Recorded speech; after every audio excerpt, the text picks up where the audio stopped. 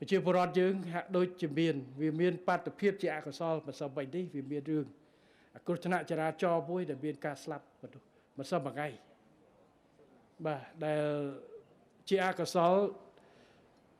ធ្វើឲ្យអ្នករត់ម៉ូតូកង់3ម្នាក់ស្លាប់ហើយអ្នកដែលបកនោះគឺជានាយនគរបាលម្នាក់គាត់ដល់អាយុនិវត្តន៍ទៅហើយប៉ុន្តែមិនទាន់ដាក់ចូលនិវត្តន៍តែជាចៃដន្យគឺមានគ្រោះថ្នាក់នេះឡើយហើយគាត់មានជាតិស្រវឹងក្នុងខ្លួនប្រជាពលរដ្ឋទោះបីជាមានគោលការណ៍នេះយើងបានអនុវត្តតាំងពីដើមអាណត្តិមកហើយគឺរាល់ការបុកមនុស្សស្លាប់ដោយមានជាតិស្រវឹងនេះគឺយើងត្រូវអនុវត្តច្បាប់ពឹងប៉ាត់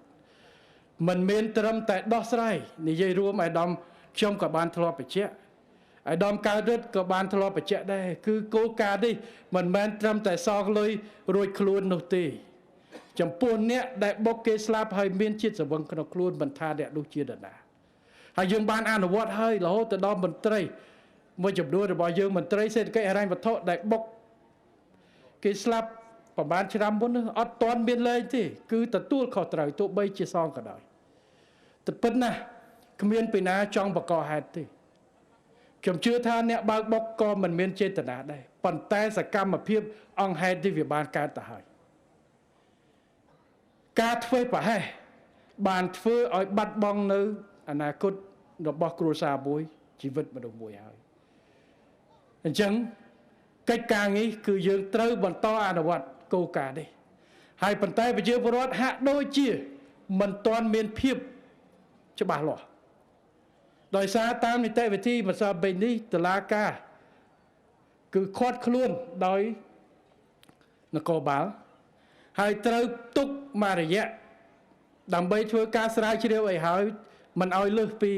ឧទាហរណ៍ដូច48ម៉ោងដើម្បីបញ្ជូនកសាងសំណុំរឿងទៅតុលាការមិនអាចគ្រាន់តែចាប់ពីឡានមកភ្លាមរុញទៅតុលាការត្រូវកសាងកំណត់ហេតុអីច្បាស់លាស់អញ្ចឹងត្រូវប្រើពេលមួយរយៈតែក្នុងរយៈពេលនេះមានប្រជាពលរដ្ឋជាច្រើនគាត់បារម្ភគាត់ខ្លាចថាអ្នកផ្សេងធ្វើប្រយ័ត្នមន្ត្រីនគរបាលខ្លួនឯងអត់ហ៊ានធ្វើអត់ទេគោលការណ៍គឺច្បាស់ណាស់គោលការណ៍នេះរាជរដ្ឋាភិបាលបានចេញហើយមន្ត្រីអនុវត្តច្បាប់បានហើយព្រឹកមិញស្នងការនគរបាលរាជធានីភ្នំពេញបានចេញបញ្ជាក់ហើយជនគឺថាបង្កបានបញ្ជូនកសាងនីតិវិធីជូនទៅតុលាការហើយកិច្ចការនេះសូមបងប្អូនជឿទុកចិត្តចោះមិនខុសពីរឿងស្រវឹងបុកគេស្លាប់នៅក្រោមស្ពាន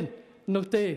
គឺនឹងត្រូវទទួលខុសត្រូវមិនឲ្យរួចខ្លួនមិនថាជាមន្ត្រីនគរបាលឬមន្ត្រីជាន់ខ្ពស់ណានោះទេបាទ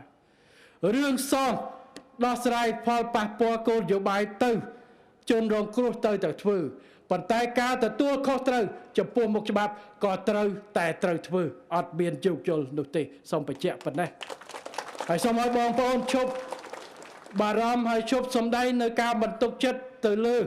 អាជ្ញាធររបស់យើងទៅលើប្រព័ន្ធច្បាប់របស់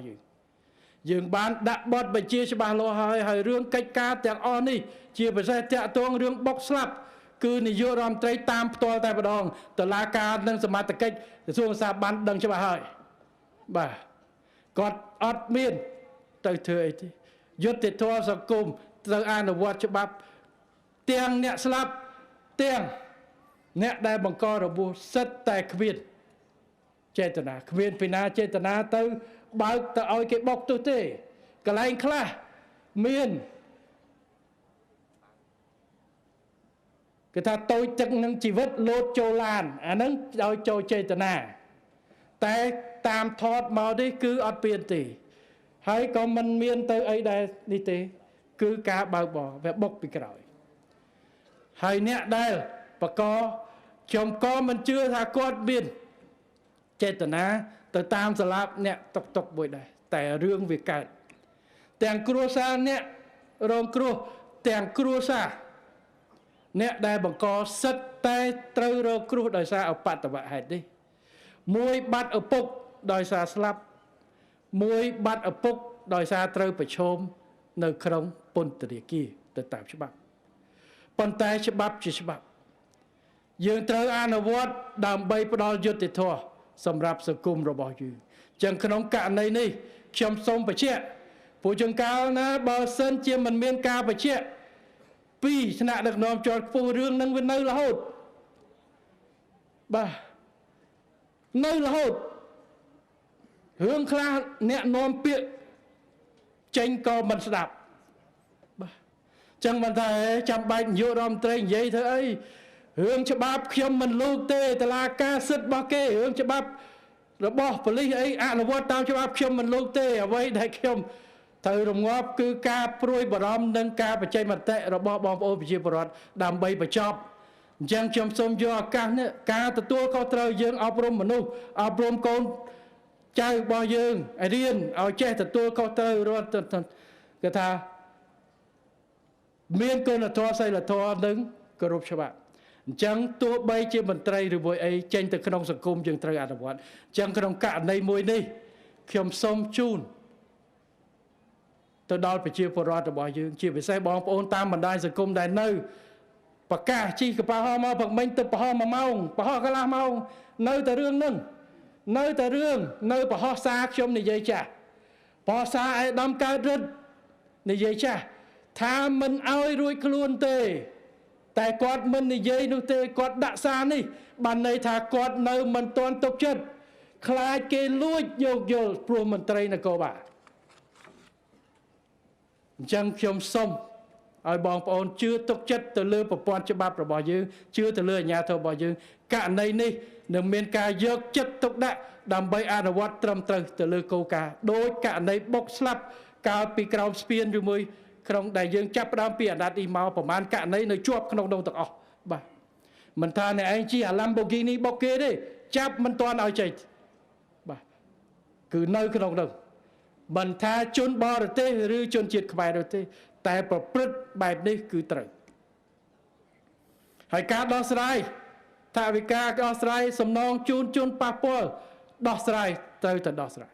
ប៉ុន្តែដោយនិយាយចឹងមិនមែនបងលុយហើយរួចខ្លួននោះទេករណីបើកស្វឹងហើយបុកគេស្លាប់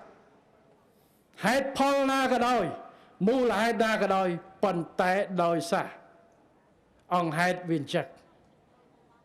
ព្រឹត្តិការណ៍វាកើតការបាត់បង់គឺមានអញ្ចឹងយើងត្រូវបន្តអញ្ចឹងក្នុងពេលនេះក្នុងម៉ោងនេះខ្ញុំសូមបញ្ចប់រឿងនេះបញ្ជាក់ប៉ុណ្ណេះ